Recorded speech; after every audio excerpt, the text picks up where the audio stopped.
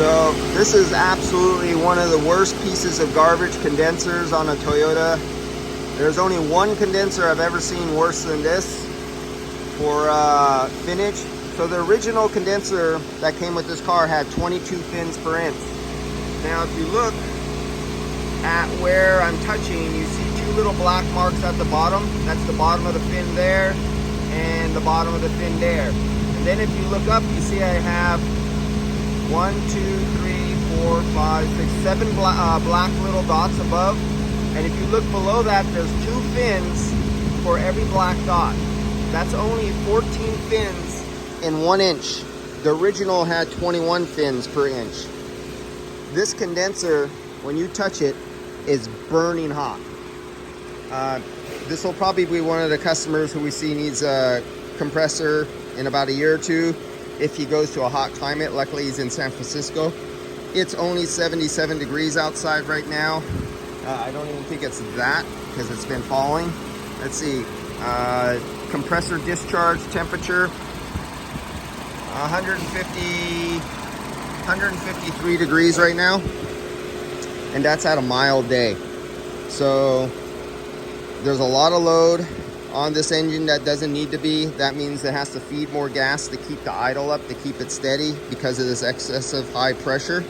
And he will not be getting the cooling out of the dash he should be because of this condenser.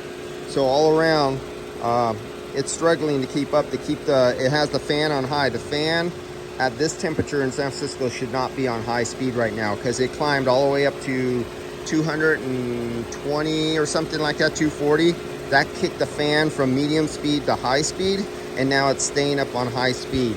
And at this mild condition, it should not be on high speed right now. But that's all because an aftermarket condenser was required by this customer's insurance company. And the body shop has no, well, they could if they actually wanted to learn, but it's more work for them to have to sort out the difference between a good condenser and a bad condenser.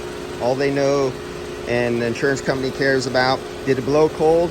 The customer doesn't complain. Did he roll out the door? Did we collect our money? Then that was good enough.